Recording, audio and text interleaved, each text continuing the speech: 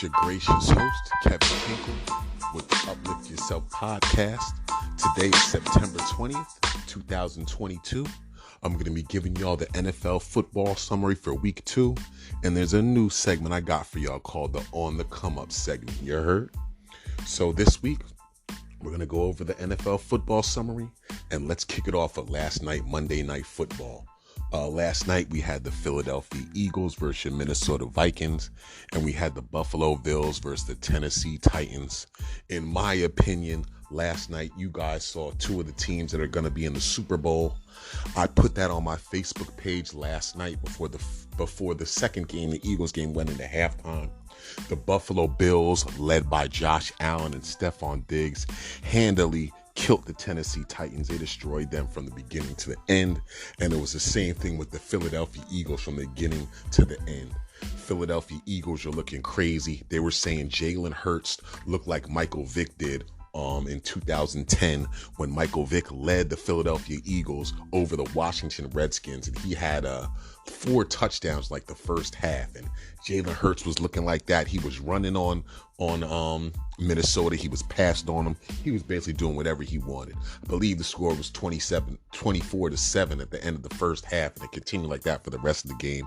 And it was the same thing for the Buffalo Bills. So the Buffalo Bills definitely look like the best team coming out of the AFC. And the Philadelphia Eagles right now, in my opinion, I'm a little biased because I'm an Eagles fan.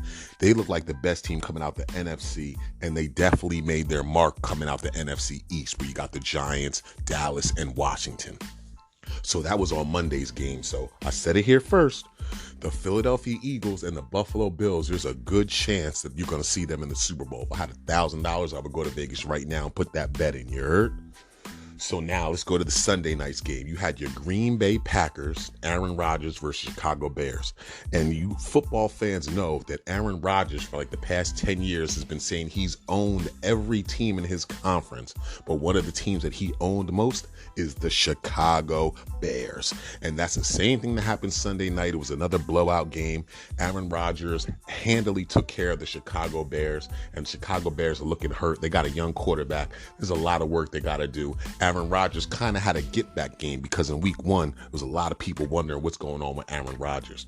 Now, next week, Aaron Rodgers is going to have a big test because he's going to be facing the Tampa Bay Buccaneers and Tom Brady. And they also got to win this past week. They didn't play as good as people think that they should with the team with the GOAT, the number 1 quarterback that we've ever seen touch a football, but they did win. So we're going to see a good game next week between 2 of the top quarterbacks in the league. So the Green Bay won this week, and so did Tampa Bay Buccaneers. Now, as we get to the afternoon games on Sunday afternoon, we had some really, really great, interesting comeback games. We had 3 games where teams were down 21 points and they came back to win. So the first game we're going to talk about is the Dallas Cowboys. Now, Dallas Cowboy was not one of the teams that was down 21 points, but they did have to come back at the end of the game to get the lead. Now, remember, last week I told you guys, Dak Prescott for the Dallas Cowboys, their quarterback, got hurt. So he's going to be out. First, they said 6 weeks. Then they took it down to about 3 to 4 weeks. So they have the backup quarterback in. But like I told you guys last week, the Dallas Cowboys have weapons where if they get their stuff in order, they should be able to be competitive enough to stick around. So when Dak comes back, they have a chance to win the conference. But it's going to be tough with my Eagles. So anyway, Dallas Cowboys had a close game. They were losing. They came back. They're down by, they tied the game up. And now there's no time left on the clock. They're driving the ball. They get about a 50-yard field goal. The kicker comes up, kicks it in. It's a win. The Dallas Cowboys beat the Cincinnati Bengals, who were in the Super Bowl last year. And a lot of people said that the Cincinnati Bengals were going to be a good team this year, but they're hurting a lot, especially on the offensive line. The past 2 games that Joe Burrow had, their quarterback, he's been sacked 6 times. And the past 7 games, he's been sacked at least 3 times. And when he's getting sacked by 300-pounders. So after a while, that hurts. And then it's on your conscience when you're running back there in the pocket, looking for somebody to pass to. Is somebody going to knock my head off? So the Dallas Cowboys squeaked out of that one. Like I told you, they have weapons. They have Ezekiel Elliott. They have Pollard.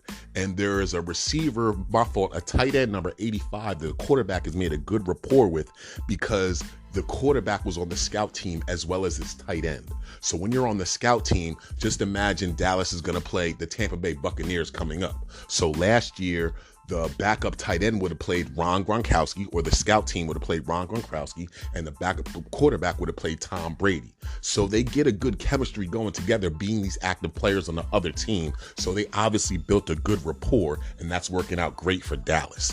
Now, the other afternoon game, which was a crazy game, the Arizona Cardinals versus the Los Angeles Raiders. The Los Angeles Raiders were killing Arizona the whole game. Nobody understood what was going on. I had James Conner for the my running back for my fantasy team on Arizona. He got hurt, so I stopped watching the game. Next thing I know, I look up, it's the fourth quarter, and Arizona is down 14 points. Arizona has this quarterback named Kyle Murray. This dude is shifty, shaky, fast. I swear to you, when he runs, it looks like his feet is like Sonic the Hedgehog's. Like they're moving faster than his body. And he just swivels in and out of defenses. They don't know how to stop him, so they're down 14 points. Kyler Murray, he's just running on these people, and then if he's not running, he's sitting in the pack, sitting in the back of the passing lanes, not running. He's just running around looking to find somebody open, and then he'll find somebody open, or if he doesn't find somebody open, he's just going to run for the first down. So he did this on one drive. Arizona's down 7 points. Then he did this on another drive. Arizona was they were on the 2-yard line. They were on the 2-yard line. They were down by 8 points. So that means you need to score a touchdown and you need to get the 2-point conversion. So Kyler Murray is at the 2. He's running back to the 10-yard line. He's skipping and scurrying and dancing around looking for a receiver in the end zone. He doesn't see anybody in the end zone. At the last second, he just, with the Sonic the Hedgehog feet, eludes the defenders, and then he sticks the ball out and he runs past the goal line, which was well and good, but now they need a 2-point conversion. So once again, Kyler Murray drops back in the pocket. He's looking for a bunch of receivers. He didn't see anybody.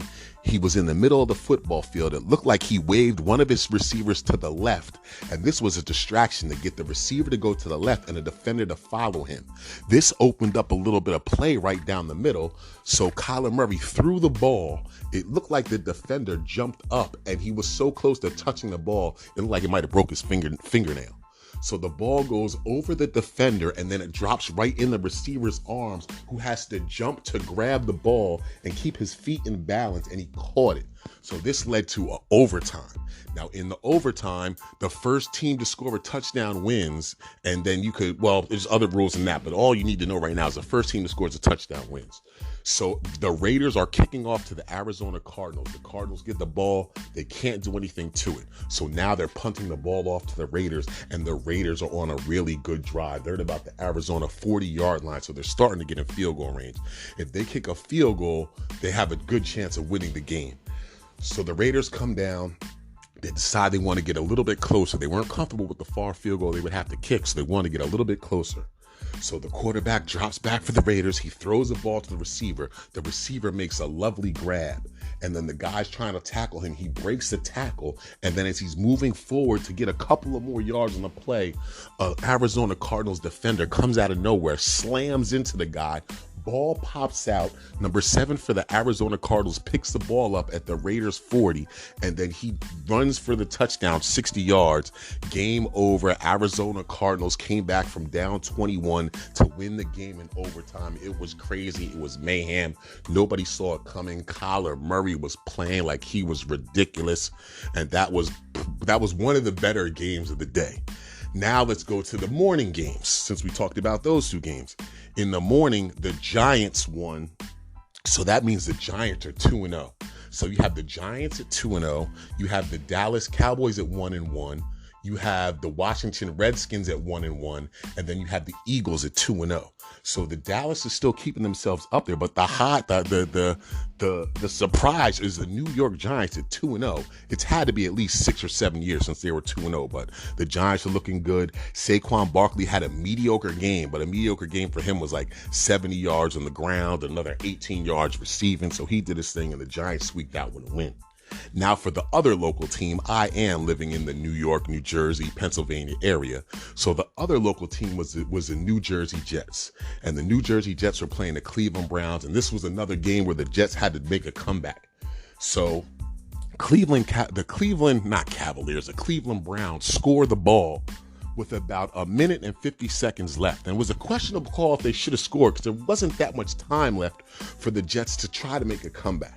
So Nicholas Chubb, he got the ball at the 6-yard line. It was an open route to the end zone. He gets in the end zone, and the Cleveland Browns missed the extra point. So instead of going up by 14, they're up 13 points. But with a minute and 50 seconds left, I doubt they really care. So the Cleveland Browns kicked the ball off to the New York Jets. The New York Jets start the ball at like the 35.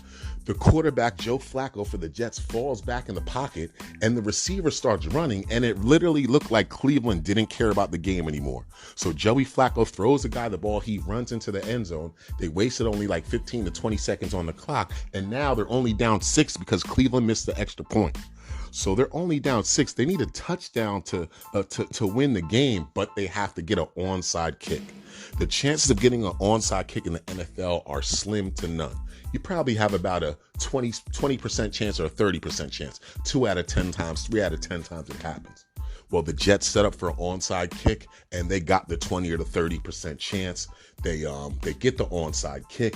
They do about 3 or 4 plays. They march down to the end zone. They score, and they don't only score, but they make the extra point. Jets was one of the teams with the big comeback. Now, this next game that I want to talk about, the Miami Dolphins versus the Baltimore Ravens. This was the best game of the day. It might be the best game of the year, and is definitely one of the top 10 games of the decade. The Baltimore Ravens came out shot like a shotgun, literally. You had Lamar Jackson and Rashad Bateman. These dudes is fast as anything. When I say it looks like they got shot out of a cannon, it looks like they got shot out of a cannon. So these dudes came up. One of the plays for Lamar Jackson was, I believe it was like on the 25-yard line of the Baltimore. He shotgun hike, he runs back in the pocket, he covers the ball up, and then he just runs. And like I said, it looked like he was shot out of a cannon. When Kyler Murray for the Falcons was running, it looked like he had Sonic the Hedgehog choppy feet. Lamar Jackson was just striding. That boy was out. Quick touchdown for him, 75 yards. A couple of drives later, they had another 75-yard pass to this guy named Rashad Bateman, number 7. He's quick as anything. And for him, they just ran a quick slant pattern over the top, dumped the ball off to him, and just let him run the rest of the way. Going into the fourth quarter, this is the Baltimore Ravens versus Miami Dolphins. Going into the fourth quarter, the score was 35-14. 21-point lead. Everybody would think that the game was over. However, Miami Dolphins have a quarterback named Tua, and they have 2 receivers. One name is John Waddle. The other is the fastest dude in the league, Tyreek Hill. These dudes, there was no stopping them in that fourth quarter. It literally looked like Tua just threw the ball up, and these guys just ran underneath it and caught it. So they were down 14-35. They came back. Tyreek Hill and John Waddle were the only 2 receivers to each had at least 10 receptions in a game. They each had 11, and to at least have 150 yards in a game. John Waddle had 178, Tyreek Hill had 190, and they each at least scored 2 touchdowns. So that was 4 touchdowns in between them. Tua threw the ball for 469 yards, and he had 6 total touchdowns on the day. Career highs for him all the way around. So, like I said, Miami did their thing to get back in the game. They tied the game up 35-35, but they left this dude, Lamar Jackson, with time left on the clock. And Lamar Jackson, like I told you guys in a previous podcast, he is fighting for a contract extension right now. They didn't come to an agreement, and he said if they did not come to an agreement, he was going to play this whole season. And after the season's over, he doesn't want to have to worry about negotiating his contract during the season. He wants to clear his head and concentrate on football. So that's what he decided to do. So his contract isn't negotiated, but he wants $200 million. He doesn't want it. Maybe he'll get it. He wants that guaranteed. And from what we've seen at the beginning of the season, he's worth every freaking penny of that money. So by the way, that's neither here nor there. Back to the games, 35-35. They left time left on the clock for Lamar Jackson to to put some points on the board so they can go up. It's tied 35-35. Lamar Jackson threw for 389 yards. He had 4 touchdowns on the day, and he had at least 100 yards rushing. Like I said, there's nothing else that he could have done. He's basically working on that contract. He's looking good. He's working on another MVP season. So Lamar Jackson drives the ball down the field.